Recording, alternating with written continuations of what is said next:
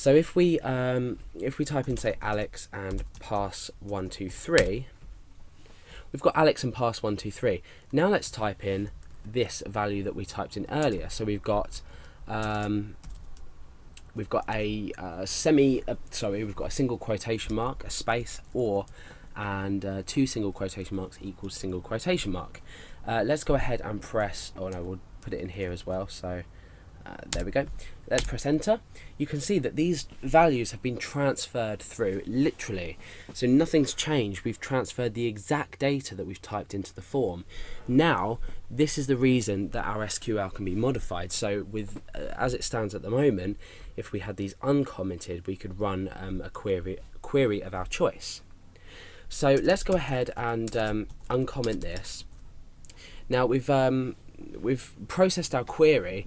If something was in here now to delete something or modify something, then this is deadly. However, in our user login system, we are creating an if statement to check how many rows have been returned, because if the username and password don't equal the same thing in the same record, then we can't log the user in because their credentials obviously don't match, and we will have an invalid username and password combination. So let's go ahead and create this if statement. Let's go mysql num row. So we're calling this function, which is going to count the amount of rows returned by this query here. So we can type in query run there. So if the mysql num rows returned from the query are greater than or equal to 1, this means that the credentials match both the username and password. So we can echo login success. Usually we wouldn't do this. At this point in here, we would process some kind of session to equal the ID from the database, but for now we're just using this as an example. So otherwise, invalid username password combination. Okay, yeah.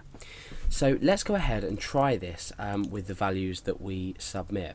So I'm going to keep this open, and I'm going to break down again.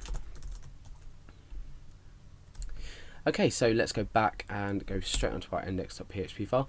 Let's type in Alex and a wrong password, so pass456.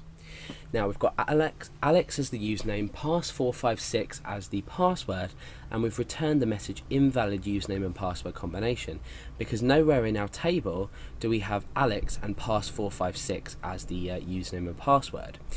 So now what we can do is we'll go and submit some correct data. So Alex and pass123, these match here. So we've got Alex as the username and password, 123 as the password. Click submit, and it says login success because we've successfully submitted the username and password that match inside of our table. So now let's go ahead and use this example that we used earlier by writing a single quotation mark or double quotation mark equals double quotation mark. And what this is going to do is it's going to structure our query as we discussed earlier, and it's just going to put into here and the password as well, that or that equals that. So that's going to go into our query, and we're going to return more than one row. Therefore, the user is automatically logged in. So let's go ahead and click submit. Okay, so you can see that the username is single quotation mark or single quotation mark equals single quotation mark, and the password is also that as well. And now you can see, interestingly, we've got a login success here. So this is a real problem when it comes to our user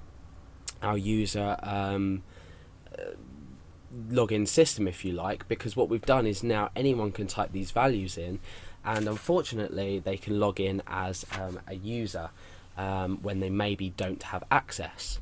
So how can we protect against this? Well, I'm going to show you 3 different ways now that we can protect against this specific error.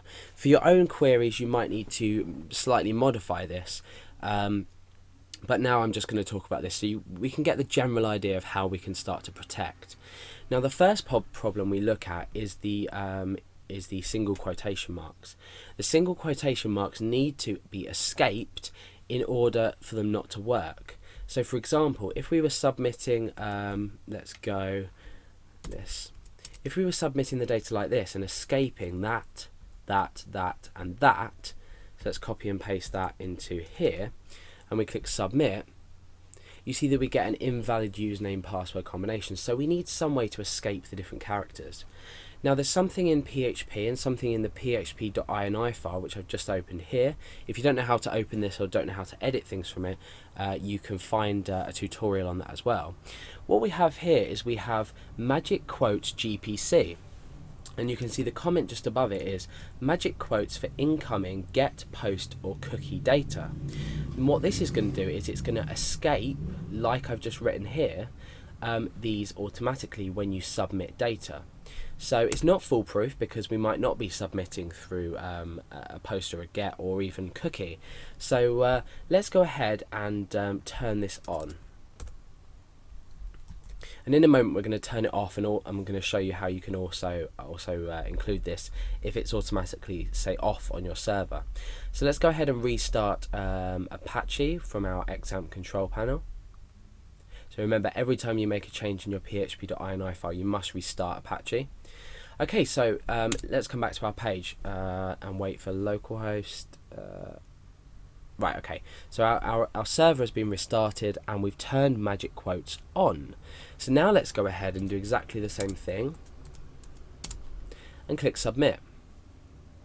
Now you can see that without doing anything, we've automatically now escaped. Well, we did do something, we changed the value in php.ini, but what we didn't do is change any of our code, and this has automatically given us some sort of protection against SQL injection.